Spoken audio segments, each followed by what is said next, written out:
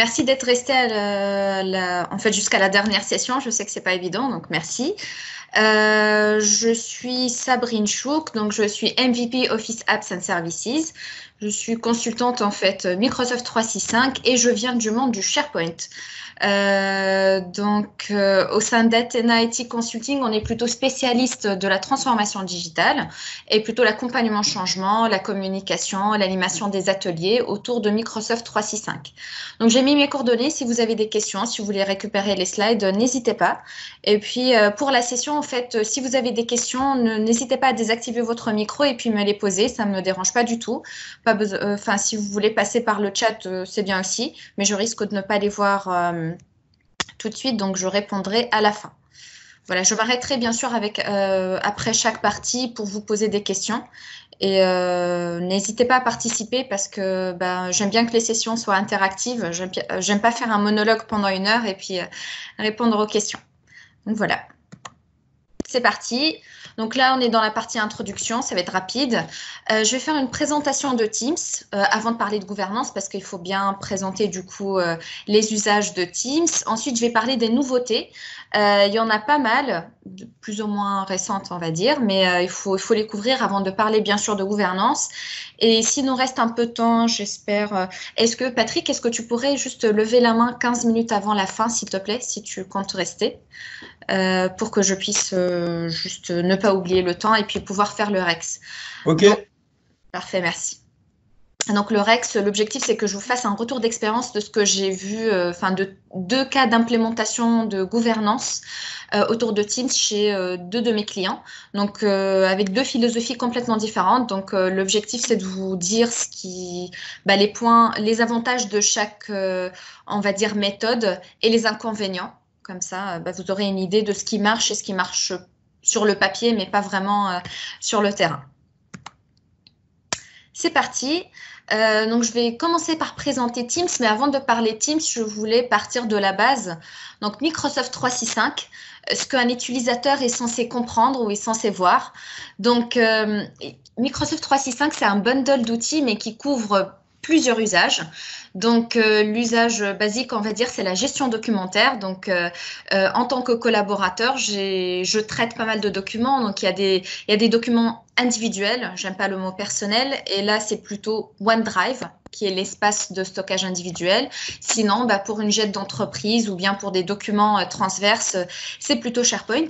Et qui dit GED dit bien sûr recherche. Donc, on stocke les documents pour pouvoir les trouver facilement. Et il y a la nouveauté, c'est plutôt le projet Cortex, donc qui permet en fait, c'est un peu plus que la recherche, qui permet en fait de faire du knowledge management, donc de créer des termes avec des définitions qu'on va retrouver partout, et on va pouvoir en fait chercher de l'information dans OneDrive, dans SharePoint, dans Teams, dans les mails, et surtout rajouter du sens à un terme pour pouvoir en fait trouver le synonyme ou bien chercher par sens, on va dire.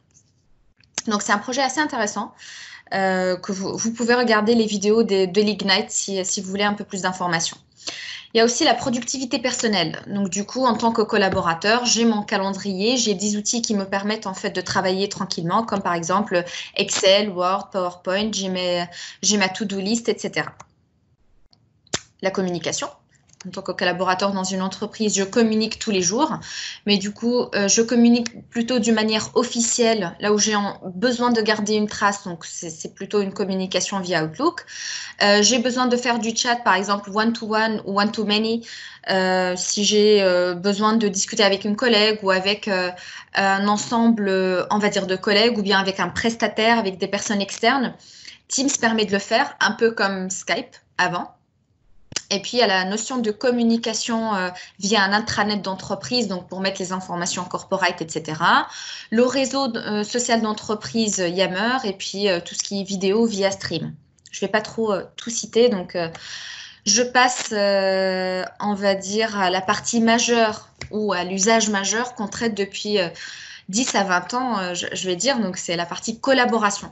C'est pas un nouvel usage, ça fait des années, ça fait une vingtaine d'années qu'on essaye de travailler ensemble d'une manière numérique au sein de l'entreprise, donc avec des solutions plus ou moins avancées.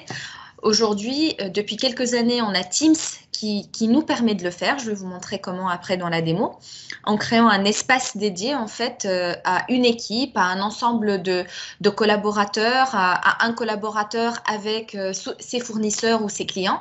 Donc, un espace dédié à la collaboration, à travailler ensemble, donc l'échange, le stockage de documents, l'animation de réunions, le suivi des tâches, etc. Et puis on a Kaizela, donc Teams au début il était plutôt orienté, enfin c'était plutôt un outil pour les collaborateurs sédentaires. Sédentaire, c'est peut-être un peu péjoratif, on va dire des collaborateurs du bureau. Donc j'ai un bureau assigné, je ne me déplace pas beaucoup, je ne travaille pas dans les usines, etc. Donc Teams est l'outil pour moi. Donc Kaizela, c'était plutôt pour les nomades. Donc par exemple les commerciaux qui se déplacent beaucoup, qui n'ont pas forcément de bureau. Donc, je parle hors Covid, hein, puisque pendant le Covid, tout le monde est à la maison, donc il n'y a plus beaucoup de différence. Mais par exemple, un commercial qui se déplace beaucoup, qui n'a pas de bureau attitré, donc il peut utiliser Kaizela. Il peut aussi, par exemple, c'est un outil qui est aussi dédié, par exemple, aux first line workers, c'est-à-dire les collaborateurs du terrain, les personnes qui sont dans des usines, dans des laboratoires, dans des points de vente. Ils peuvent utiliser Kaizela, mais c'est de moins en moins vrai parce que Teams, je vais vous le dire après dans la roadmap, intègre ces usages aujourd'hui. C'est-à-dire, je suis un collaborateur dans un point de vente, je peux me connecter à Teams et je peux utiliser Teams justement pour communiquer avec les collaborateurs, avec le service informatique qui est dans un autre pays, etc. Donc voilà, toute la collaboration, quel que soit le profil aujourd'hui, est plutôt portée par Teams. Et qui dit Teams, bien sûr, dit SharePoint, parce qu'il y a SharePoint qui se cache derrière. Et puis, on a un certain nombre d'usages, comme par exemple les process métiers, comme la partie administration, reporting, ne sont pas forcément le sujet de cette présentation aujourd'hui. Donc, pour résumer la partie, en fait, Teams, il porte plutôt deux usages, qui ne sont pas les moindres, hein, c'est plutôt la communication et la collaboration. Donc la communication via l'échange instantané, on va pas beaucoup parler de ça aujourd'hui parce que pour la gouvernance, c'est complètement différent. On va plutôt créer des politiques pour désactiver la vidéo, pour l'ouvrir en fait aux invités, etc. Donc c'est pas forcément, je vais pas traiter ce sujet, c'est un autre domaine. Qu'aujourd'hui, on va s'intéresser à la partie collaborative de Teams, donc les espaces de collaboration. Et donc, dans un espace, en fait, Teams, on va trouver un système d'onglets qui va nous permettre, en fait, de mettre tout type d'informations, que ce soit de l'échange, des documents, des comptes rendus de réunion. Je vais vous montrer tout ça dans la démo juste après. Et puis, surtout, personnalisable. C'est-à-dire un Teams de base. Dans un Teams de base, on va pouvoir échanger et on va pouvoir stocker des fichiers. Mais si, par exemple, aujourd'hui, j'utilise Project pour la gestion de projet, j'ai la possibilité de l'ajouter, de le brancher à mon Teams avec beaucoup de facilité. Et il faut bien parler de la sécurité, parce que contrairement à d'autres outils qui sont sur le marché aujourd'hui, qui sont un peu moins sécurisés que Teams, Teams, pour le coup, bénéficie de toute la couche sécurité de Microsoft 365. Je passe à la démo. En fait, moi, j'aime pas faire des démonstrations en marque blanche en disant plutôt Teams, c'est un outil collaboratif. Je vais plutôt prendre un scénario et vous montrer les fonctionnalités de Teams à travers de ce scénario-là. Donc, le scénario que j'ai trouvé, je l'ai pas inventé, hein, mais que je vais présenter aujourd'hui, c'est un scénario universel. On va le trouver dans tous les domaines et puis dans tous les pays. C'est le recrutement. Donc, je vais vous l'expliquer et puis je vais l'illustrer dans Teams. Donc, aujourd'hui, je suis un manager, j'ai envie ou je ressens le besoin d'enrichir mon équipe. Donc, je vais plutôt ouvrir un poste. Je vais du coup informer le ou la chargée de recrutement que je suis à la recherche ou que je cherche un profil. Je vais échanger avec ce chargé de recrutement pour qu'on se synchronise en fait sur le salaire, sur le poste, le détail, les années d'expérience, etc. Et puis, le chargé de recrutement va lancer la partie embauche, en fait, entretien. Et puis on va prendre une décision commune avec le chargé RH. Et ensuite, on va se poser la question de la RGPD. Je vais vous laisser ça à la fin. Donc, je vais faire ma démo.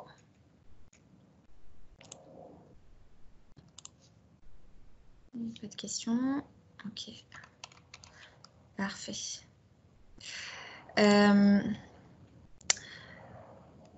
Oui, donc Patrick, c'est le slide qu'on a présenté à la MWCP justement cette année pour présenter les usages de Microsoft 365. En tant que chargé, on va dire en tant que manager, je vais passer par l'intranet. Je ne vais pas forcément vous montrer la première partie de la démo parce que sinon ça va être trop lent. Mais on va dire en tant que manager, je vais remplir un formulaire qui existe sur l'intranet qui me demande du coup de remplir un certain nombre d'informations. Donc, ici, en fait, je suis en train de chercher un consultant en transformation digitale. Donc, j'ai rempli le titre, j'ai rempli la description. Le poste, c'est un poste de consultant, le salaire maximum. Et puis, il y a un workflow, donc il y a Power Automate derrière qui va, selon mon service ou mon entité, va plutôt assigner cette demande à un chargé de recrutement qui est pour le coup Julien. Et le workflow va faire en fait un poste dans le Teams. Donc là, vous voyez, il y a un Teams qui s'appelle RH recrutement. Et donc, le workflow viendra mettre un commentaire en disant « Il y a une nouvelle demande de recherche de consultants en transformation digitale. » Et c'est assigné à Julien. Donc, je fais une pause. Je présente quand même l'interface pour ceux qui ne connaissent pas. Donc, quand on arrive sur Teams, on a la partie conversation, donc qui permet de faire du chat one-to-one. Et on a la partie équipe qui contient les espaces de collaboration. Donc, quand on crée en fait un espace, c'est un Teams en fait, et on lui donne un nom. Un Teams peut être public ou privé, je vais en parler après. Et surtout, on a des canaux, donc des sous-espaces non Teams. Donc, ensuite, dans un canal, on a la partie publication, donc c'est la partie échange, on a la partie fichier et le wiki. Je vais vous montrer donc quand on avance un peu dans le scénario. Donc ici, Julien est bien au courant qu'on lui a demandé de trouver en fait un consultant en transformation digitale avec un minimum d'informations. Le workflow aussi va créer un canal, donc un espace d'échange entre moi et Julien qui va contenir toutes les informations qui sont liées à ce recrutement. Donc, l'espace s'appelle consultant en transformation digitale. Donc, pour chaque poste, on va avoir un canal. Et ici, Julien va lancer une discussion en fait pour me dire « Bonjour Sabrine, j'ai bien reçu ta demande. Par contre, il manque la pièce jointe. » Donc ici, on est en train d'échanger un peu comme ce qu'on faisait par mail. Et donc moi, je lui dis « Je l'ai ajouté dans Teams. » Mais ce que j'aurais pu faire, j'aurais pu lui mettre en fait un lien vers le document au lieu qu'il aille dans le fichier pour le trouver. Donc là, je vais modifier mon poste et je vais rajouter un lien vers le document. Donc, le document qui s'appelle donc ça, pardon. Donc, il faut que je mette parcourir les canaux et les équipes. Trame de fiche de poste et je partage le lien ici. Donc, comme ça, il aura en fait un accès direct au document. Donc, il me dit super, il clique sur le lien et il planifie une réunion. Tout simplement pour planifier une réunion pour qu'on puisse échanger autour de la fiche de poste avant qu'il lance le recrutement. Il suffit de cliquer sur la petite caméra, ici en bas. Cliquer sur planifier une réunion. Rajouter la personne avec qui on a envie de faire une réunion, par exemple Julien. Ici, on se rend compte qu'aujourd'hui, Julien n'est pas du tout disponible. Donc, Teams me propose les disponibilités. Donc, je me dis, bon, s'il n'est pas disponible le samedi, je vais essayer de faire une réunion avec lui le lundi. Donc, il me propose en fait les disponibilités de Julien le lundi. Donc, il est disponible à partir de 11h30. Donc, j'ai la possibilité de choisir un créneau et puis envoyer la demande. La demande va arriver, surtout, il faut mettre un titre, bien sûr. Hein, là, je fais vite. Donc, la demande va arriver en fait sur la boîte mail de Julien et sur la partie calendrier de Julien aussi qui est dans Teams. OK, on fait une réunion ensemble pour échanger. Donc, je vais fermer tout ça.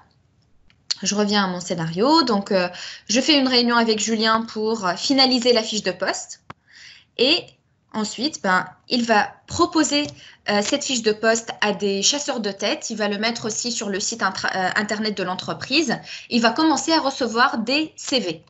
Donc, Julien me dit, nous avons reçu 2 CV. Donc, pour consulter les documents, pour les modifier, je vais sortir de publication. Je vais plutôt aller dans Fichier. Dans cet onglet-là, je vais trouver, en fait, c'est un file share, je vais trouver les CV des collaborateurs. Donc, j'ai la possibilité de les ouvrir, j'ai la possibilité de les modifier en même temps que Julien. Ok, très bien, on a accès à la partie, du coup, au CV. Maintenant, Julien va commencer les entretiens. Il a la possibilité d'organiser des réunions ici, entretien, et de les enregistrer, un peu comme ce qu'on est en train de faire aussi aujourd'hui pour la session. Donc, Julien peut faire les entretiens RH et peut aussi les enregistrer. Comme ça, quand j'ai un petit moment, j'ai la possibilité en fait de les regarder. Peut-être pas tous les entretiens, mais d'en regarder quelques-uns. Et surtout, j'ai accès au compte-rendu des entretiens que Julien aurait rédigés. Donc, ici, on a le OneNote qui s'intègre facilement dans le Teams. Et je vais trouver en fait les comptes rendus des réunions, des entretiens que Julien a fait. Donc, on a 2 candidats. On a un candidat plutôt motivé pour s'installer en Bretagne, et c'est un bon point. Et on a une autre candidate qui est plutôt basée à Rennes. Et donc, une petite remarque, en fait, vu qu'il y a eu énormément de demandes Teams au moment du Covid, il y a certaines fonctionnalités qui ont été dégradées, parce que du coup, pour que Microsoft puisse suivre en termes de bande passante, OneNote en fait partie. Donc, les blocs-notes, on n'a plus la possibilité de les modifier directement dans Teams, comme ce qu'on faisait avant. Du coup, le OneNote qu'on voit dans Teams, il est en lecture seule. Donc, pour pouvoir le modifier, il faut l'ouvrir dans l'outil OneNote. Ça, c'est entre parenthèses. Hors Covid, on a la possibilité de travailler tranquillement dans Teams. Donc ici, je vois les comptes rendus. J'ai la possibilité de voir aussi les vidéos, de faire une réunion pour débriefer avec Julien. Et donc là, j'ai accès à toutes les informations. Donc, je peux sereinement prendre une décision. Donc, je reviens à la dernière étape de mon processus ici, c'est la partie RGPD. Donc, je pense que tout le monde a une idée sur la RGPD aujourd'hui. C'est la réglementation européenne de la protection des données personnelles, donc qui oblige les entreprises ou les incite fortement à supprimer, par exemple, les données personnelles de tous les collaborateurs ou de tous les candidats qui n'ont pas été retenus. Donc, avant, c'était un casse-tête chinois parce que du coup, on faisait tout par mail. On envoyait les CV par mail au manager, on a une réponse. On envoyait aussi les CV à des prestataires qui font peut-être, je ne sais pas, des tests de logique, des tests d'analyse manuscrite. Enfin, voilà, il y a énormément de tests. Et donc, il faut qu'on s'assure que toutes les informations personnelles des candidats non retenus sont supprimées. Avant, c'était vraiment compliqué parce qu'il fallait déjà les identifier, alors qu'aujourd'hui, ce qu'on a juste à faire, en fait, une fois qu'on a décidé quel candidat on voulait retenir, c'est on va prendre les informations, le CV de ce candidat et on va les basculer dans le logiciel de RH par exemple et on va supprimer tout simplement le canal qui supprimera toutes les informations personnelles des autres candidats. Donc ça, c'est plutôt pas mal pour garantir que l'information est centralisée au même endroit. Donc si on veut la supprimer ou l'archiver, c'est facile. Et on n'est pas inondé, on ne reçoit pas en fait 200 mails par jour sur différents sujets. Donc voilà rapidement pour la partie démo. Donc pour Word Excel, je me permets de nuancer. Pour Word Excel, en fait, on peut toujours les modifier dans Teams, mais si par exemple on a un Excel volumineux ou un PowerPoint volumineux, je ne l'ai pas forcément remarqué pour Word, mais ça peut être la même chose. Et donc, on peut voir des lenteurs. Mais ce n'est pas forcément en lecture seule. Alors que OneNote, on ne peut pas faire des modifications dans le Teams. Voilà, j'avance dans ma démo. On va mettre fin à cette première démo qui explique un peu les avantages de Teams, j'espère. Donc, je vais parler de la structure. Donc, un Teams, comme vous l'avez vu, donc on a un Teams chapeau qui peut être public ou privé et on a 2 types de canaux. On a un canal général par défaut qui est public, dans lequel on peut rajouter, par exemple, on a publication et fichiers, mais on peut rajouter un OneNote, on peut rajouter des applications, mais on a aussi un canal privé. Je vais faire une démonstration après si on a le temps. Qui nous permet justement de donner accès à des informations sensibles à un ensemble de collaborateurs et pas la totalité du Teams. Donc, ça nous permet vraiment de gérer les droits d'accès. Je vais passer ce slide parce que on n'aura pas le temps pour le voir. Je mets quand même l'accent qu'il y a des Teams pour différents départements. C'est-à-dire, il ne faut pas présenter Teams comme outil collaboratif. Je parle vraiment de la partie Change. Parce qu'aujourd'hui, en fait, je suis un collaborateur. Déjà, j'ai énormément d'outils. Je ne m'en sors plus. Et si on me présente un outil collaboratif, tout simplement, ça ne m'intéresse pas. Je n'ai pas le temps. Mais par contre, si je fais partie des ressources humaines et qu'on va me donner un outil qui va me permettre vraiment de centraliser les infos et de ne pas être perdu entre les différents mails et d'avoir un seul espace là où je peux trouver toute la documentation liée à un recrutement, ça m'intéresse. Si je fais partie, par exemple, du service commercial et puis je vais pouvoir retrouver en fait la liste de tous les clients et de toutes les propales qu'on a faites aux clients dans un seul endroit et que ça va me permettre de gagner du temps, ça m'intéresse. Par contre, un outil collaboratif, j'ai pas le temps. Ah, donc, les canaux privés. Je voulais vous faire une démo rapide pour illustrer en fait un exemple pertinent pour les canaux privés. Donc, je rappelle, un canal privé, je vais déjà montrer mon Teams. Donc, un canal privé permet vraiment de restreindre l'accès à des informations sensibles. Par exemple, on a dans un espace projet, en fait, on a des informations sensibles qui sont liées au budget, qu'on ne veut pas forcément partager avec tout le monde. On crée un canal privé. En fait, il me déconnecte parce que j'ai l'admin d'ouvert qui expire. Ok, donc en fait, je vais vous donner un autre exemple. Donc, j'ai créé un Teams pour mes partenaires. Donc, je travaille avec plusieurs partenaires et je n'ai pas forcément envie de créer un Teams par partenaire parce que c'est quand même lourd à gérer, mais je n'ai pas envie que toutes les propositions commerciales des partenaires soient au même endroit. Donc, c'est un peu touchy quand même à gérer. Donc, ce que j'ai fait, j'ai créé une équipe qui s'appelle Partenaire Athéna. Et donc, si j'ai une information générale, par exemple, je la passe dans Général parce que tous mes partenaires ont accès à ce canal. Bonjour les partenaires, nous venons de changer les contrats. Donc, ça intéresse tout le monde. Mais par contre, j'ai un canal privé pour Abalone. Et donc, qui me permet vraiment de discuter qu'avec mes interlocuteurs chez Abalone et de ne pas diffuser l'information à tout le monde. Donc ici, j'ai mis, par exemple, que Patrick. Et voilà, il n'y a que Abalone qui a accès en fait à ce canal.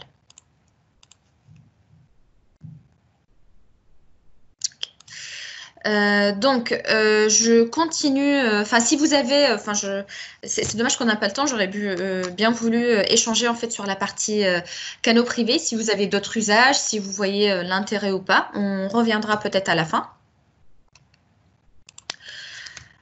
Donc, je vais parler de la roadmap. Donc, la roadmap de Teams. Donc maintenant, Teams, bien sûr, permet de remplacer tranquillement Skype for Business. Donc, on a toutes les fonctionnalités de Skype for Business qui sont maintenant dans Teams, sauf, je dis bien sauf, enfin, je ne sais pas s'ils l'ont déployé en prod encore ou pas, le fait de contacter des mails perso, en fait, comme ce qu'on avait l'habitude de faire sur Skype. Donc, Skype avant, je pouvais faire un chat, en fait, avec des personnes qui avaient Skype public. Donc aujourd'hui, dans Teams, je peux discuter qu'avec les comptes pro et pas forcément ceux qui ont des Skype publics. Mais je ne sais pas si c'est sorti ou pas. Moi, je ne l'ai pas vu en tout cas.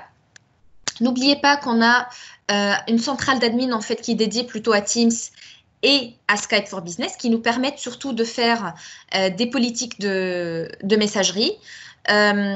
Teams, en fait, c'est gratuit jusqu'à 300 personnes et puis surtout avec les circonstances du Covid, c'était vachement utile pour quelques clients qui n'avaient pas Teams mais qui voulaient tester ou l'utiliser d'une manière ponctuelle avant de décider peut-être de l'acheter. Donc, sachez qu'il y a une version gratuite, un peu comme Slack, mais c'est jusqu'à 300 personnes. Et puis, on a des rapports d'usage. Ça, c'est pas forcément quelque chose de nouveau, mais c'est tellement méconnu que je le mets sur la roadmap, qu'on a des rapports en fait d'usage Teams qui permettent de montrer le taux d'adoption Teams, le nombre de Teams existants aujourd'hui, les Teams publics privés qui sont accessibles à des prestataires, etc. Et en fait, qui permettent justement de suivre l'adoption et pouvoir peut-être, si on voit que on a une entité qui n'a pas du tout adopté Teams, va pouvoir adapter notre accompagnement à cette entité et pouvoir peut-être adapter les règles de gouvernance à travers ces rapports.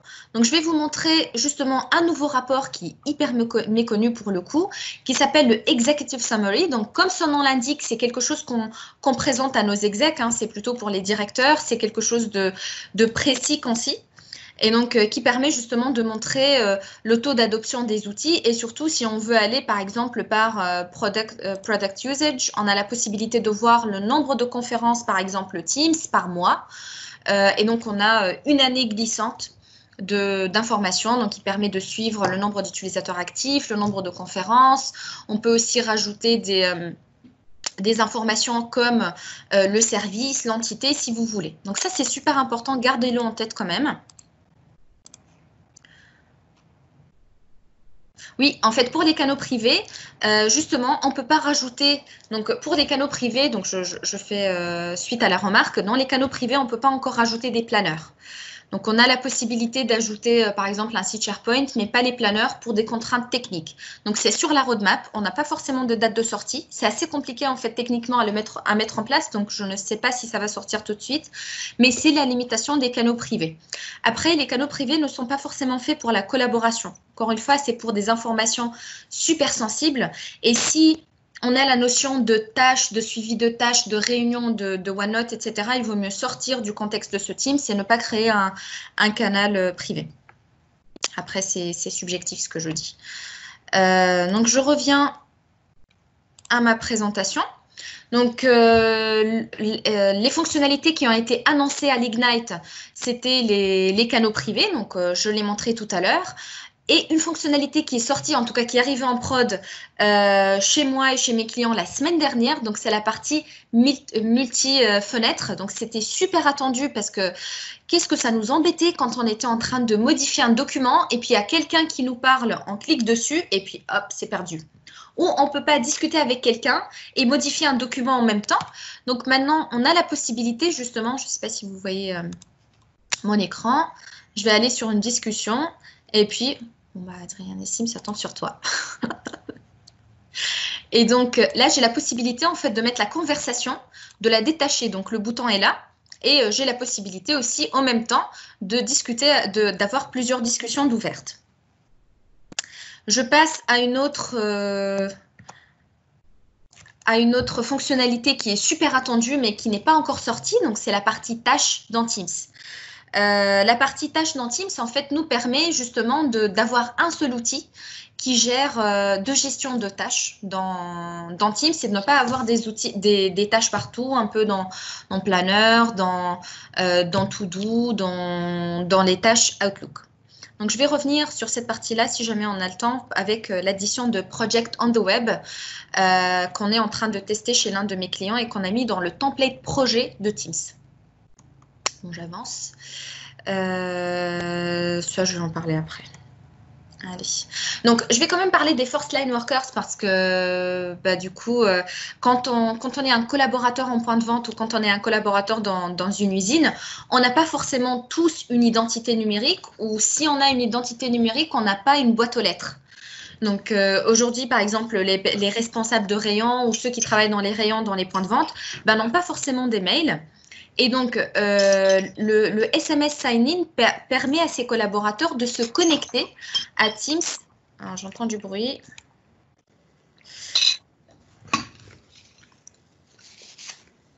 Pardon, je vais couper les micros. Si vous voulez bien, gardez vos micros coupés pour éviter toute interférence. Merci. Donc, je reviens à ce que je disais, c'est que du coup, ça permet à un collaborateur de se connecter à Teams à partir d'un 06, tout simplement. Et donc, s'il n'a pas une adresse mail, ben, ce n'est pas bien grave. Il a la possibilité quand même d'accéder aux outils, d'échanger avec ses collègues. Je passe à la partie gouvernance. Donc ça, c'est une slide de Patrick qu'on a présentée à la MWCP 2019. Bah, pour le coup, j'ai mis 2020, peut-être pour 2020 aussi, puisqu'il y aura une MWCP 2020. Et donc, qu'on a présenté lors de la pré-conférence et que j'aime bien. Patrick nous disait avant, SharePoint sans gouvernance, c'est comme un aéroport sans tour de contrôle. Mais aujourd'hui, on rajoute Office 365 sans gouvernance, c'est comme un pays entier sans contrôle aérien. Et c'est quand même bien grave. Et en fait, pourquoi on parle de Office 365? Parce que quand on va parler de la gouvernance de Teams, on ne va pas forcément parler que de la gouvernance de Teams. Parce que, bon, c'est le moment technique que j'essaye toujours d'éviter dans les présentations, mais il faut qu'on en parle. Teams, en fait, n'est pas un outil, on va dire, indépendant. Il se base sur une première brique qui s'appelle Office Groups. Donc aujourd'hui, quand vous créez un Teams, il y a un Groups qui se cache derrière. Quand vous créez, par exemple, un planner, il y a un Groups aussi qui se cache derrière. Quand vous créez, en fait, un site moderne SharePoint, c'est pareil. Un site de collaboration, c'est pareil. Et donc, pour gérer la gouvernance Teams, il faut la gérer au niveau du groupe, ce qui est le membership provider. C'est-à-dire, aujourd'hui, je crée un groupe, je mets 4-5 personnes dedans, par exemple, j'ai une équipe, je fais partie d'une équipe, ben, je crée un groupe. Et ce groupe-là, je vais lui donner des accès à différentes briques. Je vais lui donner accès, par exemple, il aura accès au Teams, il aura accès au OneNote, il aura accès à la boîte aux lettres partagée, il aura accès aussi au site SharePoint. Et si j'ai un membre, par exemple, qui a été recruté, qui a été ajouté à l'équipe, eh ben, je l'ajoute tout simplement au niveau du groupe, s'il sera répercuté partout. Et donc, pour la partie gouvernance, je passe maintenant... Pour parler vraiment de la gouvernance, j'ai pris un peu de temps, mais c'était important quand même de poser les bases. La gouvernance, c'est super important. Il faut vraiment en parler en avance de phase, avant le déploiement. C'est ce que je dis souvent à mes clients.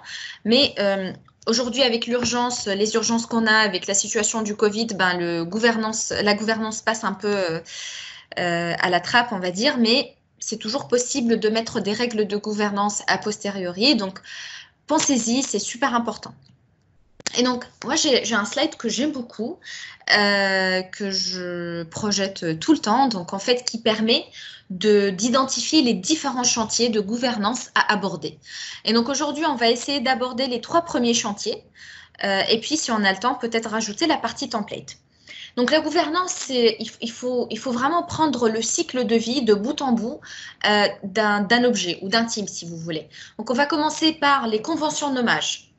Par qui peut créer un Teams, quand est-ce qu'un Teams expire et devient en mode ce que j'appelle un Teams fantôme ou un Teams vampire, il n'est pas vraiment vivant, mais il est toujours là.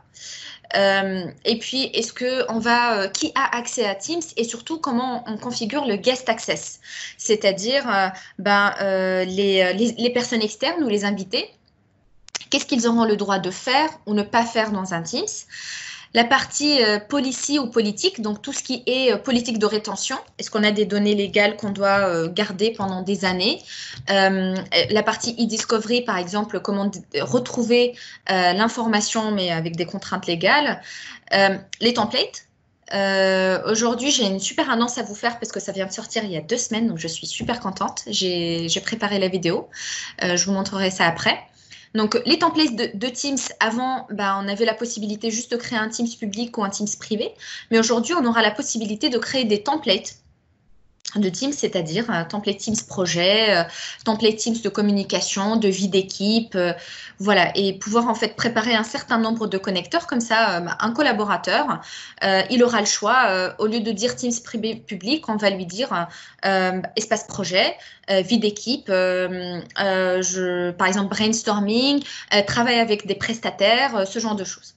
Et puis la partie monitoring, c'est assez classique, il faut absolument qu'on suive en fait l'évolution de l'adoption des outils et surtout de la création des failles de sécurité, ce genre de choses. L'audit, donc tout ça je mets dans monitoring. Et c'est parti pour la partie convention de nommage. Donc les conventions de nommage, on y tient beaucoup en France et pour une bonne raison, parce que tout simplement, surtout si vous travaillez dans un grand groupe, ça permet justement de retrouver rapidement les teams. Aujourd'hui, si vous ne préfixez pas, surtout la recherche en fait dans Teams, elle n'est pas super efficace. Si mon Teams par exemple s'appelle Athena partenaire, si je mets juste partenaire, je ne vais pas pouvoir le retrouver. Donc la recherche, elle est vraiment séquentielle, c'est-à-dire qu'il faut toujours commencer par le début du Teams. Donc si on préfixe les Teams, je peux donner des exemples, si on préfixe les Teams par le pays, si vous travaillez dans une multinationale, par exemple, si je cherche tous les Teams de la DSI France, eh ben, je vais faire une recherche par FR-DSI et je tombe sur la liste des Teams publics de la DSI. Et puis, quand l'annuaire Teams va sortir, j'espère que ça ne va pas tarder, je vais pouvoir voir les Teams DSI France publics et privés. Donc aujourd'hui, c'est super important de pouvoir appliquer des règles de nommage pour qu'on puisse retrouver facilement les Teams. Donc ça, c'est important.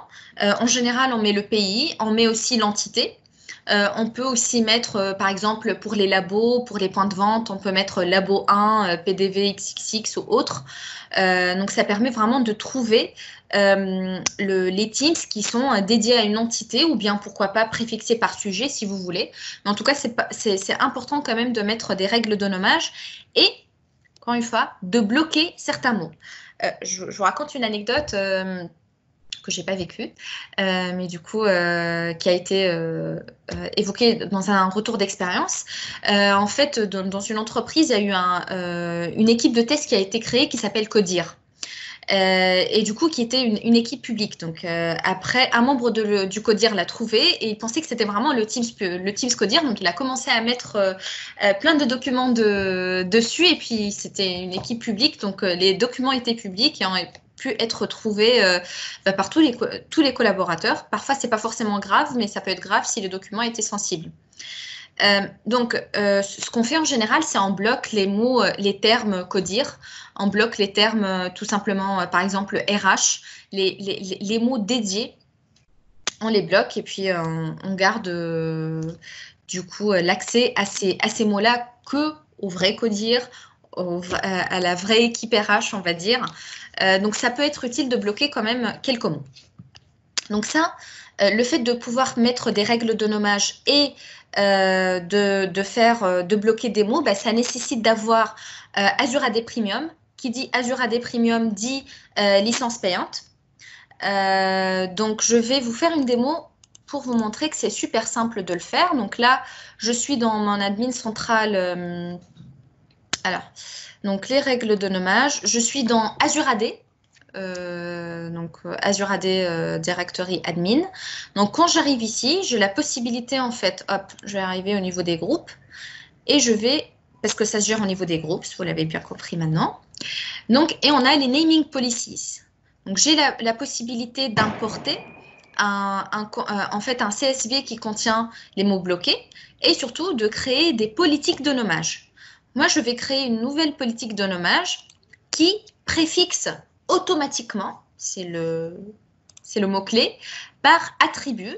Par exemple, ce sont les attributs qui sont renseignés dans le profil de l'utilisateur.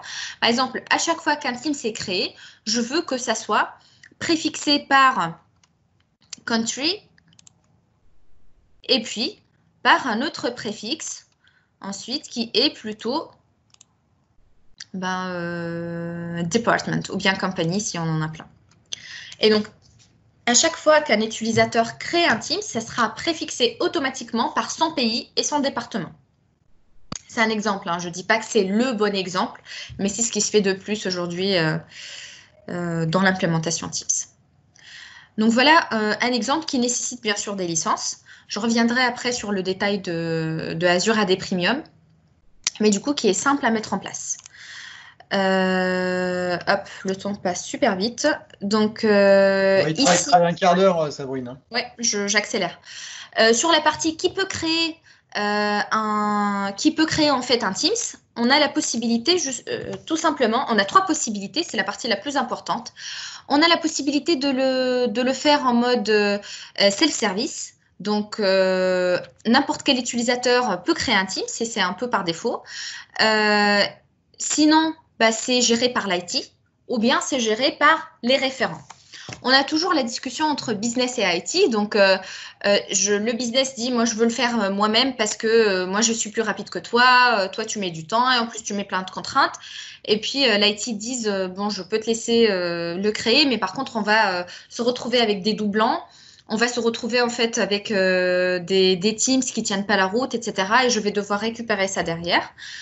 Donc, ce qui se fait le plus chez mes clients, c'est le self-service quand même.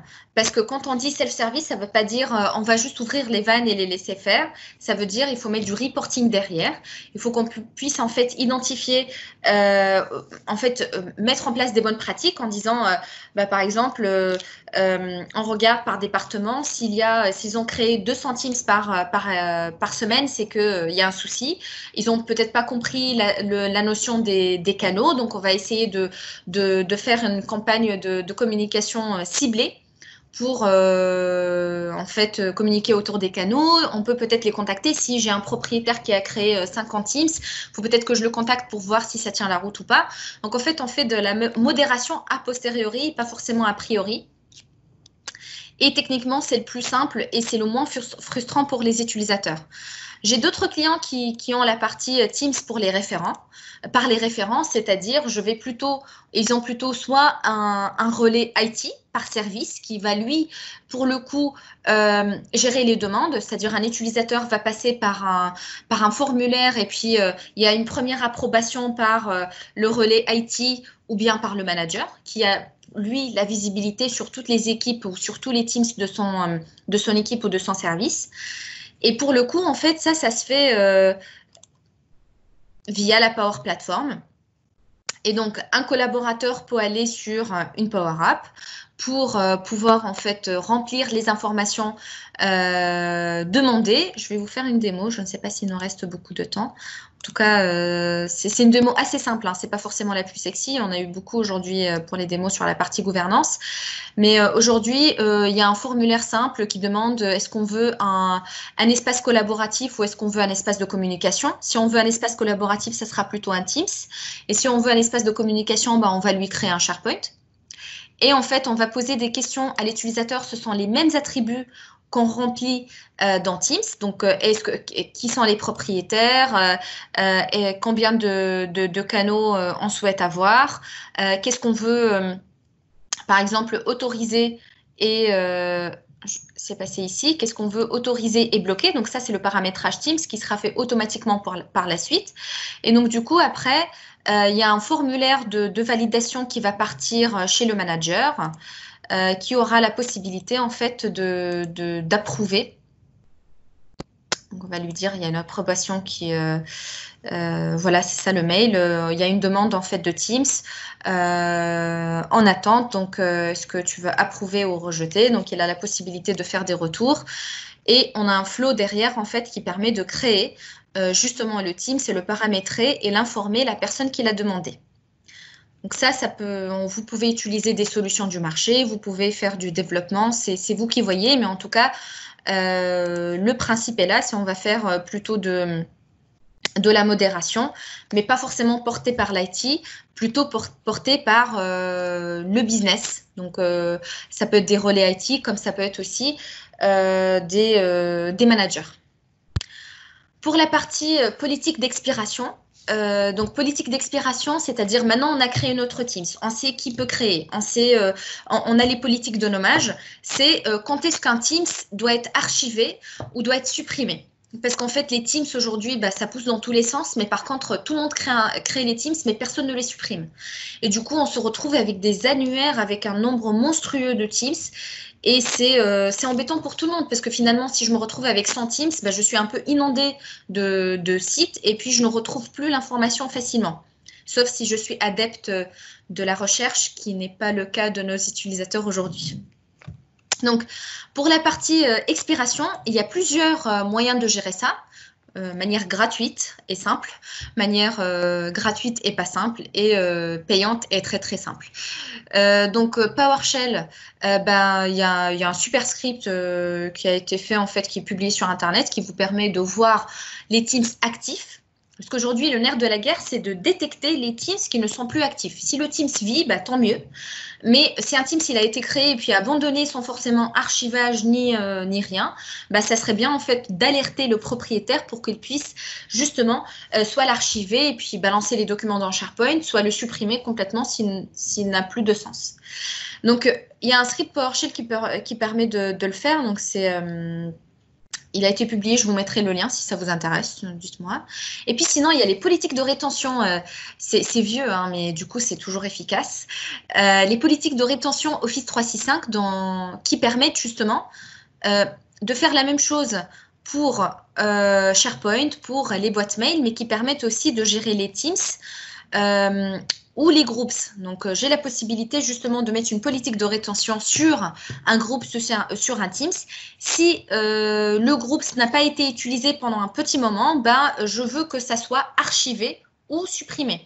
Donc, j'ai mis des slides que j'ai masqués ici parce que c'est un peu technique, mais qui vous montrent en fait comment gérer ces politiques, qu'est-ce qu'on peut faire. Donc, on peut soit supprimer un Teams, soit le garder pendant un petit moment et puis le supprimer. Mais en tout cas, la solution qui tient le plus la route, en tout cas, si on veut faire de la vraie gouvernance, c'est plutôt la solution d'Azure AD Premium, donc qui permet, et pour le coup est super poussée, mais qui permet justement de dire un cycle de vie où en jours, par exemple, un Teams doit vivre à peu près 180 jours, une année, et puis à un certain moment, s'il n'y a plus d'activité, eh ben, je vais envoyer un mail au propriétaire pour l'inciter justement à archiver son Teams, prendre les documents et les mettre par exemple dans SharePoint. On a la possibilité bien sûr de faire des politiques custom, hein, c'est-à-dire de dire c'est 180 jours ou bien c'est 360 jours. Si le Teams n'a pas été actif pendant un petit moment, un mail est envoyé. Si entre-temps, ça c'est une nouvelle fonctionnalité qui va sortir, si entre-temps une activité se fait, eh ben, le compteur il se met à 0. C'est-à-dire, par exemple, si je dis au bout de 30 jours d'inactivité, je veux que le Teams soit archivé. Si, par exemple, le jour 29, il y a eu une activité, on repart de 0. Et puis, le Teams est archivé au bout du compte ou bien supprimé tout simplement. C'est à nous de dire ce qu'on attend de cette politique. Donc, encore une fois, Azure AD Premium, c'est payant. Par contre, il y a une modification de licence qui est très méconnue aussi. Donc, avant, pour qu'on puisse faire les politiques de nommage, les politiques d'expiration et la partie, par exemple, membership dynamique, dont je n'ai pas parlé ici, on était obligé d'avoir une licence par utilisateur. C'est-à-dire, si j'ai, je ne sais pas, 6000 collaborateurs dans mon entreprise, j'ai besoin de 6000 licences.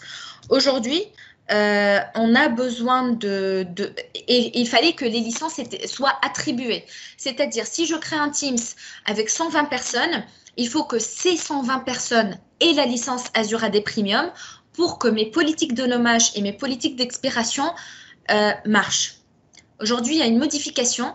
Si mon Teams contient 120 collaborateurs, il faut avoir 120 licences, attribuées ou non. On peut même acheter 120 licences et ne pas les attribuer. Il faut que dans le tenant, on ait 120 licences de disponibles pour que pour que ces fonctionnalités marchent. Donc, c'est une nuance super importante, surtout si vous avez beaucoup d'utilisateurs. Donc, c'est écrit dans la TechNet, hein, je ne l'ai pas inventé. Si vous voulez, je peux vous envoyer le lien.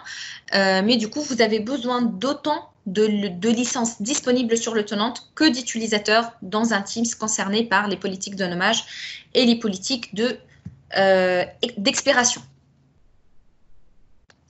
Je vais vite, hein, je suis désolée, mais j'essaie de couvrir le maximum de sujets. Donc, pour la partie template, quand même, j'aimerais vous montrer la vidéo parce que ça vient de sortir il y a 2 semaines. Et en fait, on aura la possibilité d'enrichir la galerie. Où est-ce que j'ai pu mettre ça? Hop. On aura la possibilité d'enrichir la galerie, en fait, avec des templates Teams, chose qu'on n'avait pas la possibilité de faire. Donc, ici, quand vous allez créer un Teams, vous avez la possibilité maintenant de créer des templates. Et dans un template, vous pouvez préparer bien sûr des canaux par défaut et vous avez la possibilité aussi de préparer des connecteurs par défaut aussi. Donc, ce qu'on avait évoqué avec l'un de mes clients, c'est de pouvoir créer un template projet dans lequel on va rajouter Project on the Web, par exemple, pour la gestion de projet, parce qu'on sait très bien que Planner, quand même, n'est pas fait pour. Donc, c'est pas forcément... c'est un outil de gestion de tâches, mais du coup, avec Project on the Web, on a la possibilité, justement, de gérer des dépendances, de gérer des deadlines, d'avoir une roadmap après. Donc, ça, c'est un exemple de template projet. Pour ceux qui ne connaissent pas, par exemple, Project on the Web, ça ressemble à ça. Et c'est en fait un outil entre Project, donc qui est un peu l'usine à gaz, et Planner, donc c'est un Planner plus, avec toutes les fonctionnalités qui manquent d'un Planner, notamment les Gantt, les dépendances, et puis surtout l'aspect roadmap. Ce n'est pas forcément l'objet de la session d'aujourd'hui, mais je voulais quand même faire un petit clin d'œil. Voilà, donc pour les templates, ça mérite quand même une discussion entre vous. Quels sont les templates que vous voulez mettre à disposition? Encore une fois, un template projet, un template vie d'équipe, etc. J'aimerais vous faire un retour d'expérience express sur du coup 2 déploiements de Teams que j'ai vécu chez mes clients. Donc, un premier déploiement chez du coup, un grand groupe avec 150 000 employés dans 5 pays. Et en fait, on n'a pas mis de l'approbation. Donc, les utilisateurs sont super contents parce que ils ne sont pas embêtés par les formulaires, etc. Mais par contre, nous, l'équipe Change derrière, on a mis en place les Power BI qui vont bien. Donc, ce ne sont pas les Power BI de Microsoft nativement. Donc, on a dû créer des rapports en fait qui permettent de lever des alertes. Dans tel service, il y a eu beaucoup de Teams qui s'appellent test. Du coup, ça, c'est pas bon. Pourquoi est-ce qu'on a, je sais pas moi, 20 équipes qui s'appellent test? Un autre exemple, pour une seule entité, on a explosé le record de 2000 Teams, donc il y a un souci, c'est pas possible. Dans telle entité, on a des Teams qui n'ont pas été modifiés ou là où il n'y a pas d'activité depuis, je sais pas, 6 mois. Donc, à vous de décider. En fait, les critères sont importants parce qu'on ne peut pas faire des Power BI sans règles. Donc, on s'est fixé les règles de bonne pratique. On a bien communiqué auprès des utilisateurs. Donc, ça, c'est super important. Il faut que vos utilisateurs soient au courant des bonnes pratiques. Et puis, on essaie aussi de faire... on va dire de la modération a posteriori, c'est-à-dire essayer de rectifier le tir si on voit qu'on a des Teams qui se multiplient ou des Teams redondants, des doublants dans tous les sens. Chez un autre client, en fait, on a, c'était un peu l'inverse. On a mis l'approbation par les référents. Et donc, l'avantage, c'est que ça nous a permis d'avoir une liste. Donc, alors, par les références, c'est-à-dire, je suis aujourd'hui un collaborateur, je n'ai pas le bouton créer un Teams. Je vais aller sur l'intranet, je remplis un formulaire. Et puis, ce formulaire part chez le référent IT de mon entité qui, lui, a accès à une liste de tous les Teams de cette entité. Et pour le coup, il a la possibilité justement de voir si un Teams redondant existe ou pas et qui peut donner son go pour créer le Teams. Une fois que le Teams est créé, on l'ajoute à l'annuaire de l'entité. Donc l'avantage, et c'est un super avantage pour le coup, c'est qu'on a une liste de tous les Teams par entité. Donc ça, on ne l'a pas si on ne fait pas de la modération ou si on ne fait pas même un job derrière, en arrière-plan, qui note quand même tous les Teams quelque part par entité, parce qu'on les voit certes dans l'admin centrale, mais dans l'admin centrale, on n'a pas l'information par entité. Aujourd'hui, si moi, par exemple, j'ai un responsable d'une entité qui me dit « Sabrine, j'ai besoin d'une liste de tous mes Teams », si on n'a pas de règle de nuage ou si on n'a pas de job derrière qui note par entité, je suis incapable de lui fournir cette information. Par contre, la création met du temps. Donc, il a fallu qu'on fasse un énorme travail pour faire en sorte est-ce que les référents soient réactifs, parce que ils ne font pas que ça. Et puis, si jamais il n'y a pas eu de réponse, par exemple, dans les 72 heures suite à cette demande, le Team s'est créé automatiquement, mais on a un flag quelque part qui nous dit ça a été créé automatiquement, donc il faut repasser pour voir est-ce qu'il y a un doublon ou pas. Donc, en fait, l'organisation, elle est un peu compliquée à mettre en place. Il faut déjà avoir des référents sur place, c'est-à-dire il faut que toute la mise en place soit faite, c'est-à-dire on a déjà des personnes bien identifiées qui ont ce rôle et qui le jouent pour d'autres applications. On peut leur ajouter Teams sans problème. Mais on ne peut pas mettre tout ça en place juste pour gérer quand même la création de Teams parce que ça nécessite beaucoup de temps. Et il y a de la frustration aussi de la part des utilisateurs qu'on essaye de compenser en disant vous n'avez pas de doublons, vous n'avez pas de Teams qui vivotent. Donc, quelque part, c'est le prix à payer pour pouvoir trouver l'information rapidement. J'ai fini mon marathon. Désolée, c'était un peu speed, mais en fait, c'est un sujet qui est très, très vaste. Et encore, je n'ai pas forcément couvert toute la partie politique la gouvernance sur la partie calling, parce qu'avec le Covid, on voit de plus en plus de live events qui se créent. Donc, je suis un directeur, j'ai envie de faire une conférence pour donner de la visibilité à mes collaborateurs, mais je ne peux pas le faire en physique. Donc, du coup, je suis obligée d'utiliser le digital. Et vu que les réunions Teams, si on l'a vu aujourd'hui, c'est que le participant, il a les mêmes droits que l'organisateur. Donc, vous pouvez me couper la parole, mais sans problème ici. Mais du coup, si c'est un directeur qui veut passer des informations importantes, c'est pas forcément confortable. Vous avez la possibilité de couper le partage d'écran et le prendre. Donc, Live Event permet justement d'avoir deux rôles bien distincts, donc l'organisateur, le speaker et puis les participants. Il y a moins d'interactivité, mais c'est le prix à payer pour avoir ces rôles. Et donc, il faut bien le gérer. Il faut bien penser à la gouvernance, à la partie droit, qu'est-ce qu'on ouvre pas. Est-ce que on l'ouvre par exemple à la presse? Est-ce qu'on l'ouvre au public? Qui a le droit de créer ce genre d'événement dans Teams? Donc, c'est encore un autre chantier que j'aborderai peut-être. Je ferai une session en fait retour sur le Covid. Donc, tout ce qui a changé ou ce qu'on devrait prendre en compte et qui a été mis en lumière par cette crise. Peut-être quand j'aurai un peu plus de recul parce que là, on est toujours... dedans, et puis je vais essayer de voir s'il y a des questions.